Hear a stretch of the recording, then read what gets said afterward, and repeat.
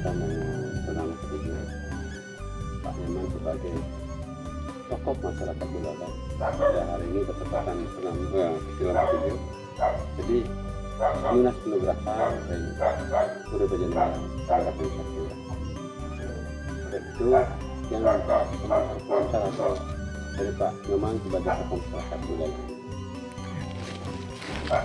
Om Swastiastu. Kaping tamu di tiang aturang seksema niki antuk keledangan Ratu Jero Mangku. Sampun nrimo di tiang aturang bakti. Tujuan di tiang mapinunas. Dan bahasa Indonesia tiang memohonkan pada Ide Bedara Ratu Ngurah Panji Sakti supaya jagat Buleleng, Bali juga khususnya dianugerahi pemimpin yang amanah sehingga rakyatnya bisa tentram, makmur dan sejahtera.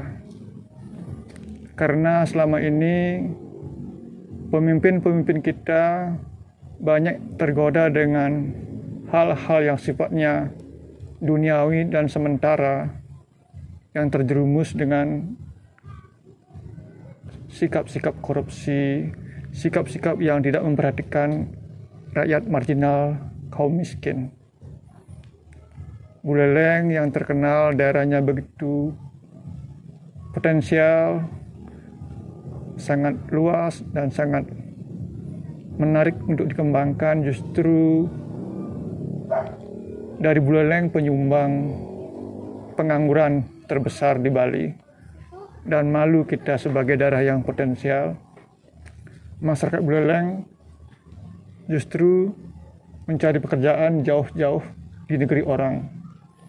Nah, untuk itulah saya dan teman-teman mohonkan anugerah Ide Bedara Ratu Ngurah Panji Sakti Mangda Ledang Icen anugerah pemimpin sani amanah mang di jagat Buleleng tentram, jagat Buleleng makmur, pemimpinnya yang bijak, pemimpinnya yang totalitas memperbaiki peradaban bumi Panji Sakti. Lalu Pak, apa harapan-harapan Pak ke depan? Karena besok ini jadi perputaran Pak. Besok ini hari terakhir tanggal 27 Agustus bahwa Pak Agus Suradjana ini sebagai Bupati Buleleng sudah diganti tanggal 27 Pak. Apa harapan-harapan Pak sendiri, dan kedua kinerja-kinerja selama ini yang Pak lihat dari tokoh masyarakat ini Pak? Harapan saya semoga yang mengganti Bapak Agus Suradjana itu betul-betul menjadi pengganti yang amanah. Nah, karena kita ketahui jujur banyak kegagalan yang diwariskan oleh Bupati kita Bapak Putu Agus Suradjana dari awal menjadi bupati, mengumbar janji membangun bandara. Namun sampai 2 periode bandara belum terwujud, mungkin karena niatnya belum tulus, belum murni untuk membangun masyarakatnya. Kita ketahui bagaimana banyak masyarakat mengeluh karena lapangan pekerjaan di Buleleng sangat minimal, sangat sedikit. Kasihan masyarakat Buleleng hanya sekedar jadi tukang sapu, satpam ataupun buruh kecil merantau jauh-jauh. Manakala ada acara suka duka, ada acara di pura, banyak yang tidak bisa melakukan karena terkendala jarak jauh dan ya uang banyak juga. Saya ingin nanti ke depan biar Buleleng menjadi pusat peradaban, pusat perkembangan ekonomi, sehingga masyarakat Buleleng kalau hanya sekedar jadi tukang sapu, jadi satpam ataupun sopir tidak perlu jauh-jauh. Doa semoga rencana pembangunan bandara di Laut Kubu Tambahan adalah kunci daripada tahapan peradaban di mana Buleleng menjadi pusat kemajuan ataupun pusat perekonomian Bali. ada yang lain tak disampaikan. Dari infrastruktur tadi sudah dikatakan apa satu kegagalan selama ini Pak, karena dilihat tidak ada perkembangan yang signifikan baik dari segi infrastruktur maupun sumber daya manusianya Pak. Kembali lagi kepada karakter pemimpin. Kalau pemimpinnya bijak, tulus, alias tidak melakukan tindakan-tindakan korup, saya yakin Buleleng bisa maju. Begitu banyak manggalio di Buleleng itu masuk penjara, artinya kalau dari ikan, pasti kepalanya tidak benar. Kita ingin membangun dari kepala, dari pemimpin yang bijak, pemimpin yang upasaja, pemimpin yang sejati, membangun rakyatnya, bukan membangun kerajaan bisnis keluarganya.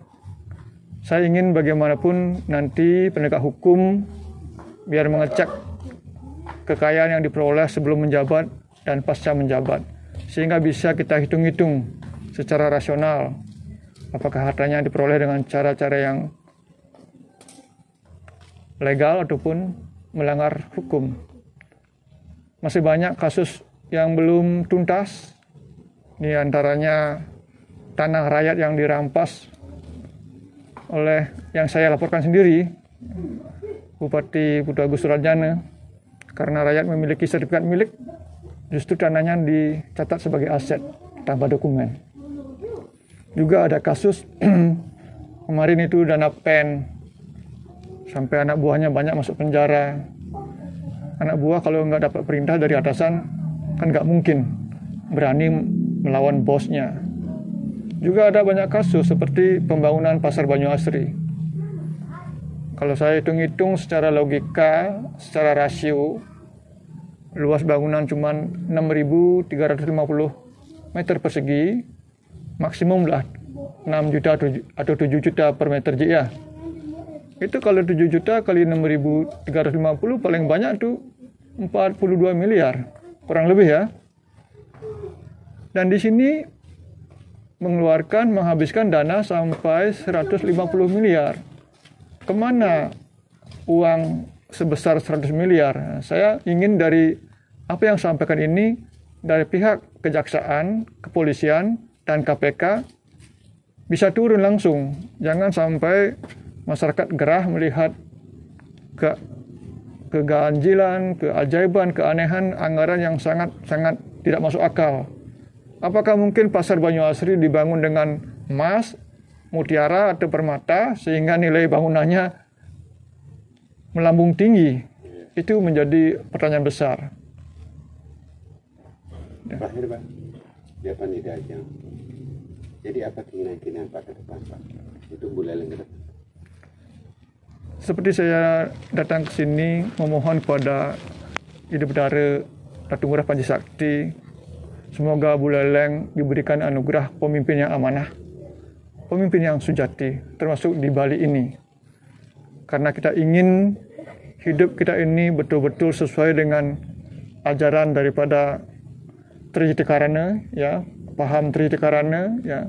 Jadi hubungan kita dengan yang kuasa, desa yang permakawi, yang baik, hubungan kita manusia dengan manusia yang saling menyayangi, yang baik.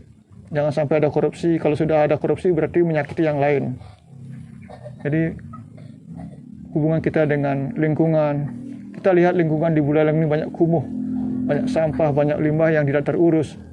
Artinya pejabatnya tidak benar-benar kerja. Nah, saya ingin nih Trijati Karana itu dikejawantahkan sesuai dengan bunyi-bunyi daripada masing-masing Hita Karana itu. Terima kasih Pak. Om Santi Santi.